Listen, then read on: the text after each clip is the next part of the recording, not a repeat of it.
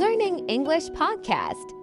Have you ever spoken a sentence in a second language and like before you even finish the final syllable, your stomach just completely drops? Oh, absolutely. Yeah. You hear yourself say something out loud, something like, I was into my work, or maybe I did tired. Right, right. And your brain just immediately flashes this giant red error sign. Like you might not know the exact page of the textbook you just violated, but you feel it in your gut. You really do. It's a highly specific kind of panic, It totally is. It feels like trying to shove a square peg into a round hole while, like, everyone in the room watches you. Exactly. You just freeze. You mentally rewind the sentence, and you're frantically searching through these mental filing cabinets of past participles and auxiliary verbs, just trying to find the mistake. Yeah, the cognitive load is just massive. It is. But so the premise of our source material today completely flips that whole script. Which is why I'm so excited about this one. Right. We are looking at this fascinating instructional guide that suggests if that moment of panic happens to you, you don't actually have a grammar problem. Wait, really? Yeah.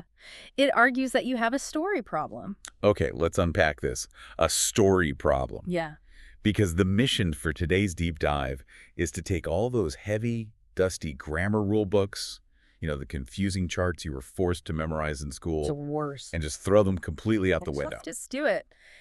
We are moving away from the rigid mathematics of language and moving towards simply painting a picture of your daily life. And the guide says we can do this using just 3 simple words: was, did, and had. Yeah, and the underlying issue we're tackling here is that cognitive load you mentioned earlier, translating versus generating. Right. When you stumble mid-sentence, it's usually because your brain is running this massive background program. You are trying to translate an idea from your native language, run it through some abstract mathematical formula of English grammar, and then output a sound. Which is exhausting. It consumes so much mental RAM that, of course you stumble. The guide we are looking at today replaces that whole exhausting translation process with a framework of visualization. I like that. Visualization. Right. It relies on the linguistic difference between state verbs, action verbs, and abstract possession, but it disguises all that technical machinery behind the simple act of telling a story. And, well, telling a story always requires a setting, right? Always. Like if you open a novel, the author doesn't just start with a car chase on page 1. They describe the city, the weather, the atmosphere. Exactly. You have to set the scene. So when you are talking about your day to someone, you have to start with your own internal setting. Which brings us perfectly to the first word in our trio, which is was. Okay, was. Linguistically, we are talking about state verbs, so words that describe conditions rather than actions. But practically, the source material frames was as being entirely about feelings, physical states, or location.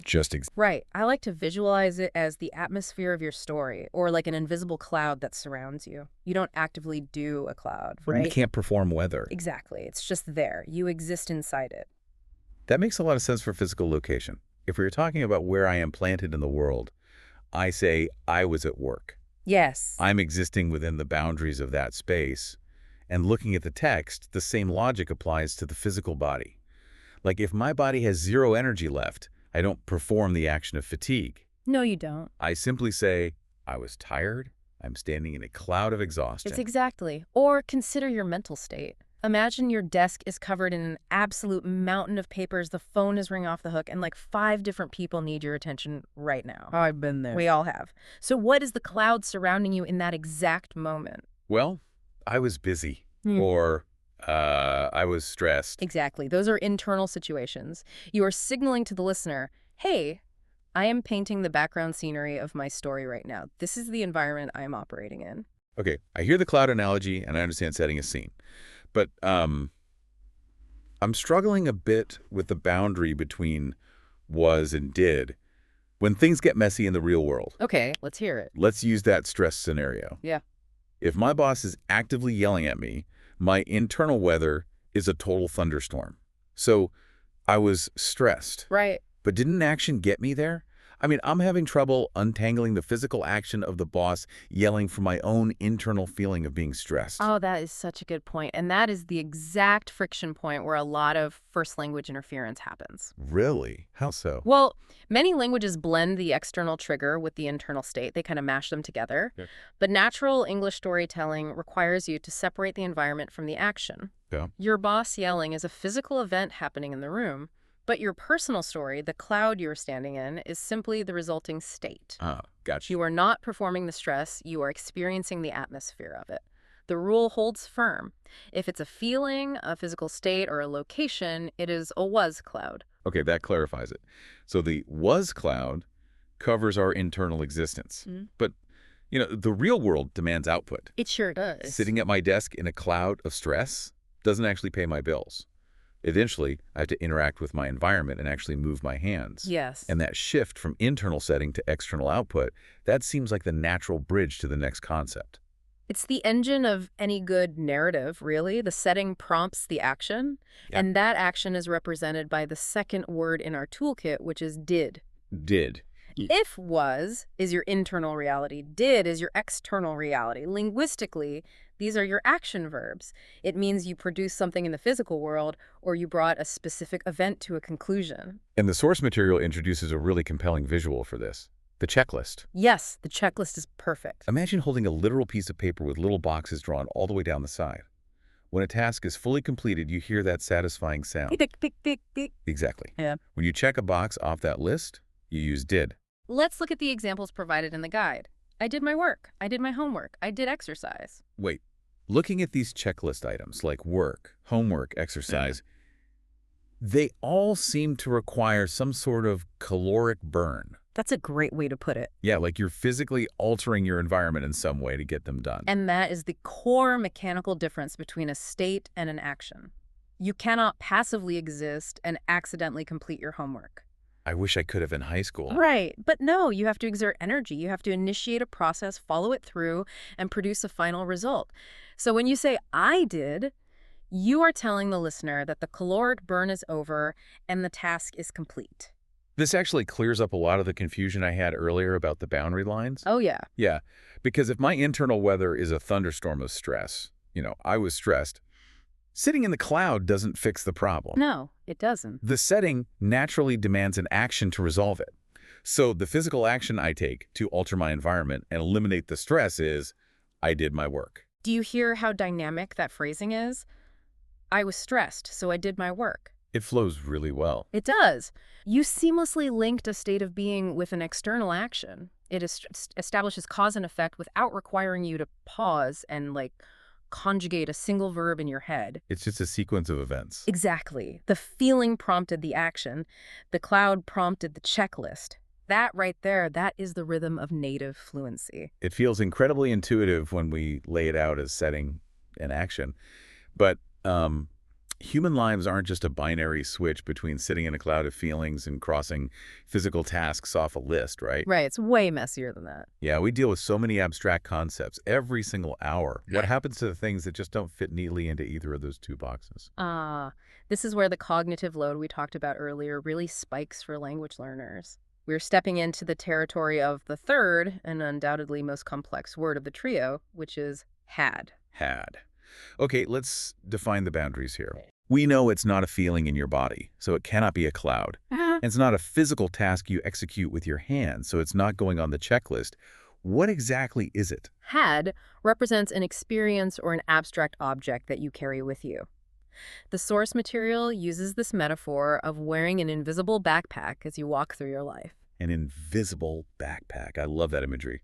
It's super helpful because from morning until night, you encounter situations, blocks of time, and conceptual challenges. You don't perform them, and you don't exist as them, you collect them. So you just place them into your backpack. Precisely. Okay, my invisible backpack is on.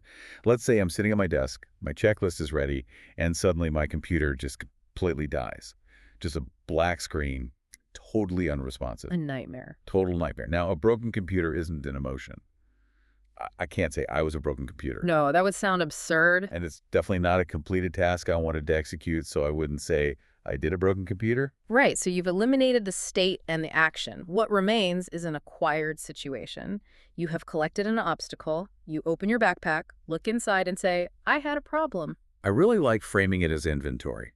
You're just taking stock of the abstract resources you possess at any given moment. Exactly, it's an inventory check. Let's apply this to how we manage our days. Yeah. If I have an hour blocked off at 2 p.m. to talk with my team, a lot of textbooks might confuse the issue by making it sound like an activity. Yes, they do. But I'm not performing the physical chore of a meeting.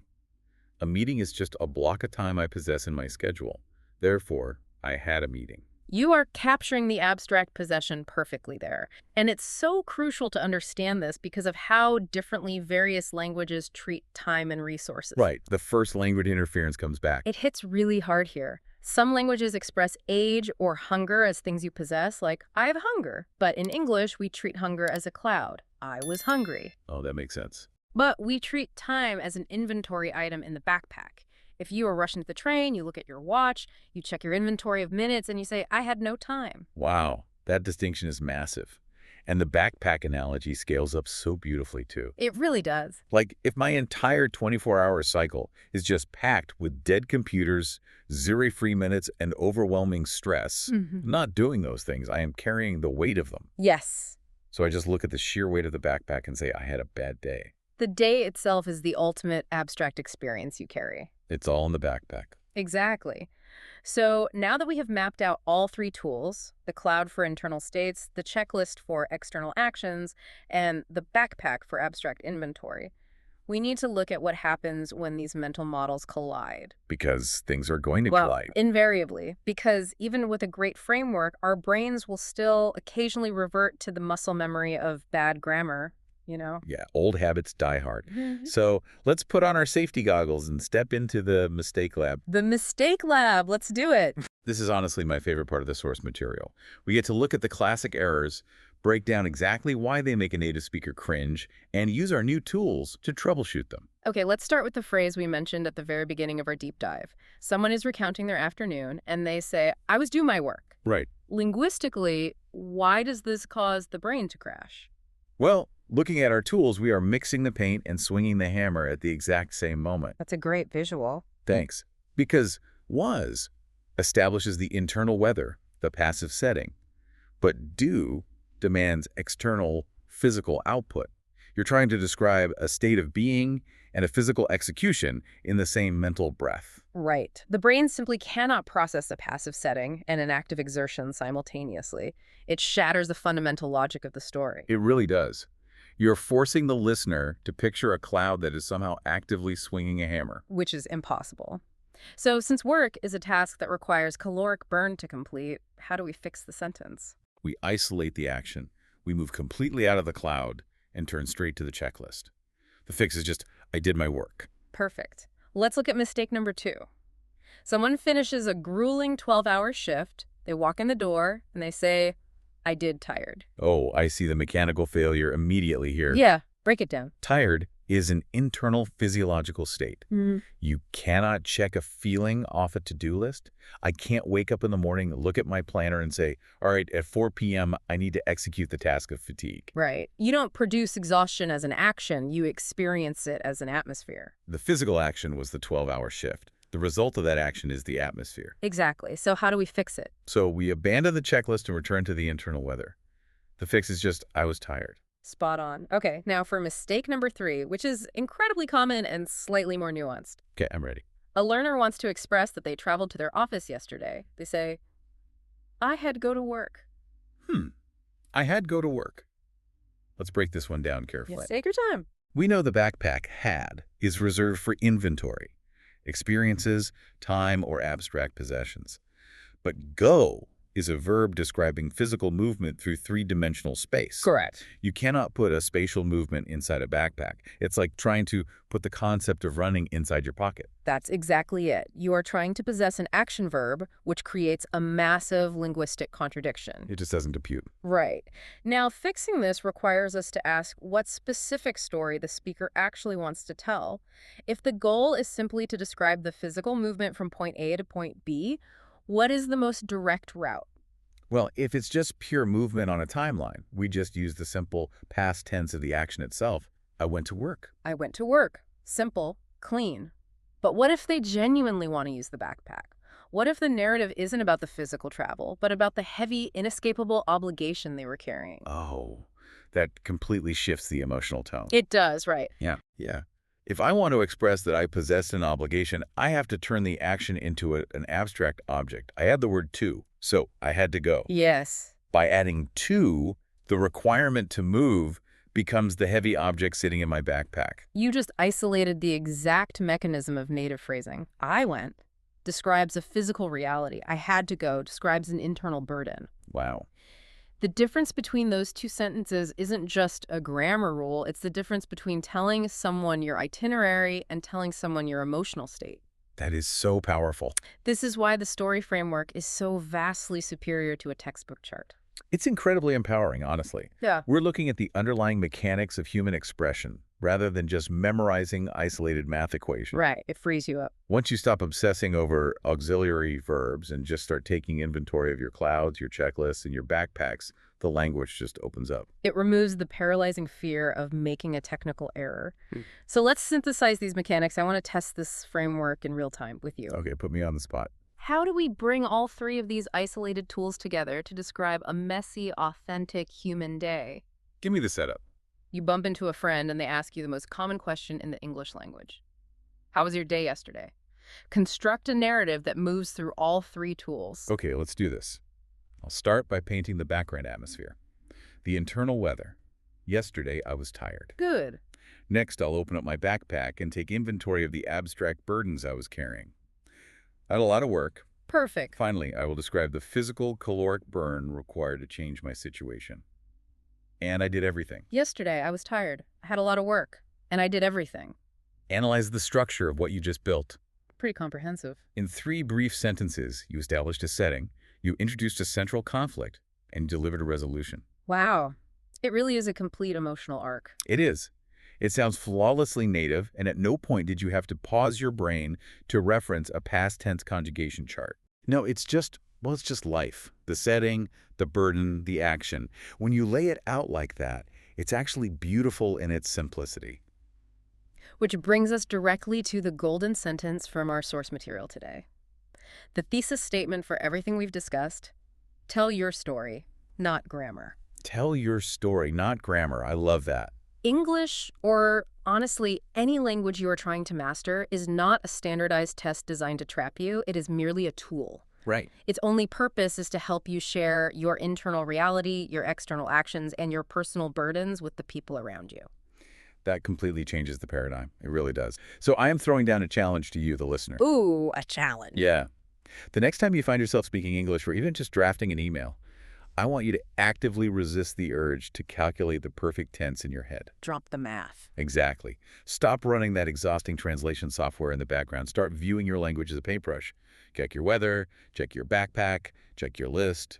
The shift from translating rules to generating stories forces us to think about the broader implications of how we communicate, which leaves us with a really compelling final thought to consider. Lay it on us. If mastering a language is truly just about accurately sharing your human experience, the unique clouds you stand in, the specific actions you take, and the heavy inventory you carry, Yeah. how much of your actual personality has been hidden away simply because you were forcing yourself to memorize abstract rules instead of giving yourself permission to just tell your own story? Oh, wow. That is the real cost of the textbook, isn't it? It really is. When your stomach drops mid-sentence, it's not because you broke a mathematical rule. It's because you feel the disconnect between the rule you're trying to follow and the reality you're actually trying to share. Exactly. But now you have the mechanics to bridge that gap. You have the right tools to paint with. We'll catch you on the next deep dive.